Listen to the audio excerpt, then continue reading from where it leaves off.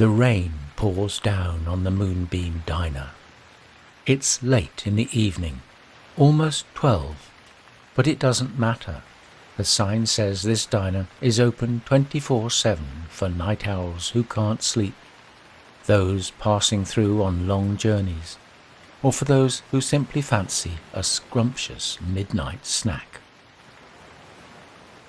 Local folk tales say that the diner only appears on certain days of the year to those who are awake enough to see it, and that the man who owns it is over 200 years old. You smile as you recall the story, but have never been one to believe those old wives' tales. As you stand on the winding pathway next to the diner, the sea to your left is rough, dark, almost black in colour. You can hear the sound of waves crashing on rocks along the shoreline. A towering white lighthouse with 3 blue stripes around the centre sits on the slender peninsula.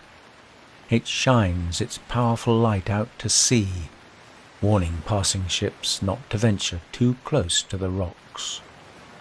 The ribbon beam briefly highlights and scans the water before slowly rotating clockwise towards the diner, then in the direction of the small town at the foot of the hill. As you stand, mesmerized by the lighthouse beam's slow circular movements, the rain beats down on your umbrella with the percussive rhythm of a snare drum. From the outside, Moonbeam Diner is the strangest place you've ever seen.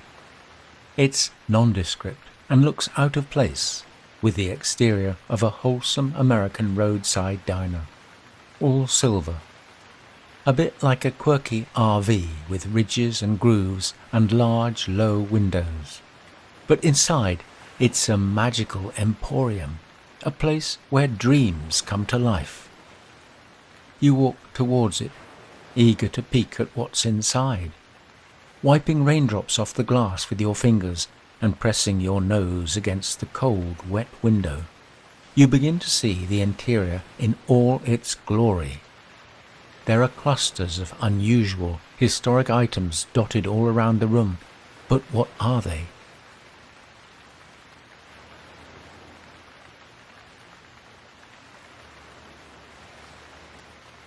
Shaking your umbrella free of raindrops and leaving it in the bucket outside, you climb 3 steps and push the door open. A sign, which looks like it has been written with an old-fashioned quill and ink, says, "Leave all your troubles behind. Just bring your imagination." A tinkling bell softly rings as you step inside.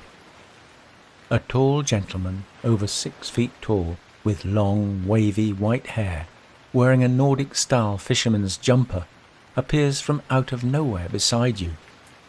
He has a kind, wise face with twinkling ice-blue eyes and introduces himself as Duke. Duke's the kind of person you can trust. He smiles proudly, waving his hand around as he says, "Some place, isn't it?"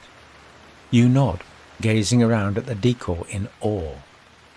Duke notices your face as you take it all in and smiles.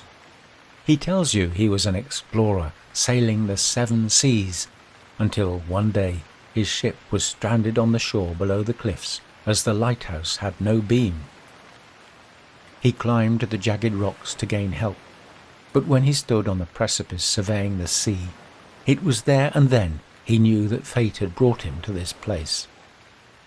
He tells you everything you see in the diner was collected on his travels.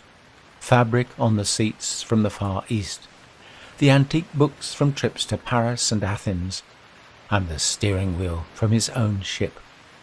But a few newer items, like the old radio, have been left by patrons over the years.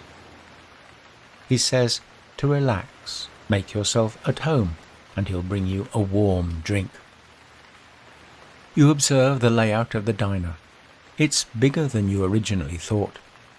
To your right, there are a few booth-style silver-coloured tables adorned with candles in jam jars, The chairs are upholstered in the most beautiful deep red silk fabrics and embellished with crystal buttons, and above the tables dark, distinctive wooden bookshelves stretch the entire length of the side wall, brimming with all types of reading materials ranging from ancient maps and botany to inventions and astronomy. Behind the wooden counter in front sits an up-to-date coffee machine, the latest style, made from stainless steel with an oval badge on the front and long, polished silver nozzles which heat the milk. Above your head, across the ceiling, a fishing net drapes like a big top circus tent, pinned in the centre, then folding out in triangles in all directions. As you look up, you see the net is filled with an assortment of odd articles, an old empty liquor bottle, an early model of a camera obscura, a carved wooden puppet on strings, and a giant compass, the biggest one you've ever seen. You continue to browse the treasures as rain pours outside, hitting the window panes with increasing ferocity as the beam from the lighthouse intermittently streams in, highlighting even more artifacts in the room. Duke returns with a piping hot mug and places it on one of